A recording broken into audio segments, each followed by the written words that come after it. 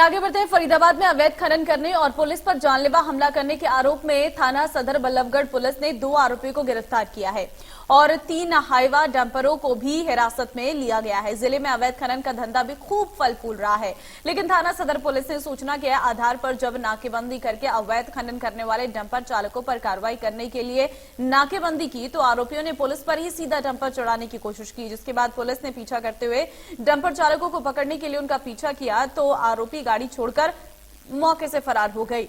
हालांकि अब पुलिस ने 2 आरोपियों को धर दबोचा है और एक अभी भी फरार है। थाना सदर एसएचओ महेंद्र सिंह ने बताया कि आरोपियों ने पुलिस पर जानलेवा हमला करने की कोशिश की है और ये लोग पिछले काफी दिनों से अवैध खनन का कार्य कर रहे थे। पुलिस आज इनको अदालत में पेश कर रिमांड पर लेगी और अन्य पहलुओं पर भी बारीकी से जांच कर कार्रवाई की जाएगी। इस समय बल्लभगढ़ के सदर थाना में और लगातार जो अवैध खनन जो माफिया है वो किसी भी सूरत में बाज नहीं आ रहा है और लगातार पुलिस कर्मियों पर भी जानलेवा हमला करने की कोशिश इनकी तरफ से की गई है, जिसके बाद पुलिस ने कार्रवाई करते हुए 3 हाईवाज को जो है अपनी हिरासत में लिया है और साफ तौर पर कहें तो जो इनके चालक थे उन्होंने भी भागने की कोशिश की, लेकिन बाद में 2 चालकों को धर दबोचा गया है और उनसे पूछताछ की जा रही है। बताया जा रहा है कि पिछले काफी दिनों से यमुना का रेत जो है ये चोरी से लाते थे खनन करके और कहीं गोडाउन इन्होंने बना रखे थे तो वहां पर इसको स्टोरेज किया जाता था। तो काफी दिनों से ये कार्य जो है जोरों पर था, लेकिन सदर पुलिस ने इस मामले में सूचना के आधार पर कार्रवाई करते हुए 2 आरोपियों को भी धर दबोचा। आखिर क्या था पूरा मामला, क्योंकि पुलिसकर्मियों पर भी हमला करने की कोशिश की गई है। एसएचओ साहब क्या मानते हैं, क्या पूरा मामला रहा है?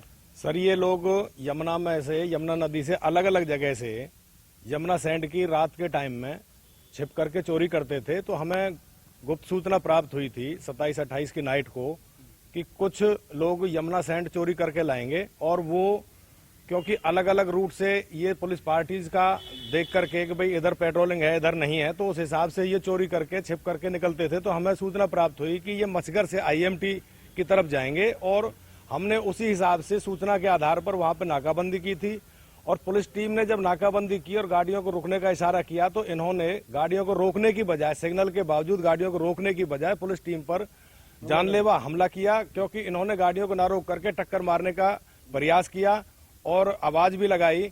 तो फिर हमने अपनी पुलिस पार्टी ने गाड़ी में बैठ करके इनको फॉलो किया और फॉलो करके आगे जाकर के जब इनके सामने गाड़ी लगाई तो ये लोग अंधेरे का फायदा उठा करके गाड़ी से तीनों ड्राइवर कूद के भाग गए थे।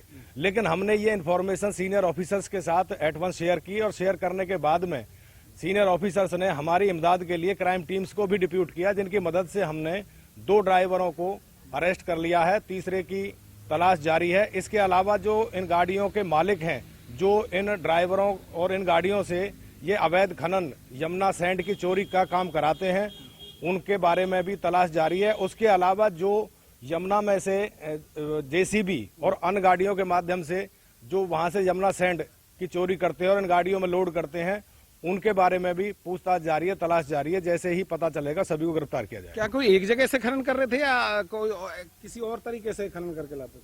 सर, ये यमुना नदी में से अलग अलग जगह से, इनका कोई एक फिक्स टारगेट नहीं होता, अलग अलग जगह से जहां इनसे मौका लगता है वहीं से ये चोरी कर लेते हैं। कितने दिनों से लगभग कर रहे थे?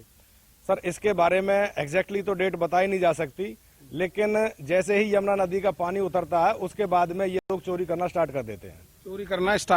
तो साफ तौर पर कह सकते हैं जिस तरीके से पुलिस कर्मियों पर भी हमला करने की कोशिश की गई है, साफ तौर पर कहें तो जान से मारने की कोशिश की गई है। 307 के तहत मुकदमा दर्ज किया गया है। आप देख सकते हैं न केवल अवैध खनन किया बल्कि अवैध ओवरलोडिंग भी यहाँ पर आपको दिखाई दे जाएगी।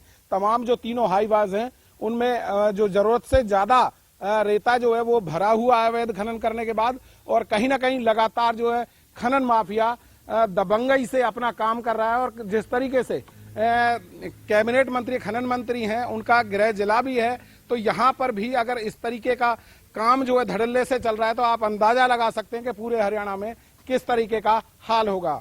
फरीदाबाद से इंडिया न्यूज के लिए राजेंद्र दहिया।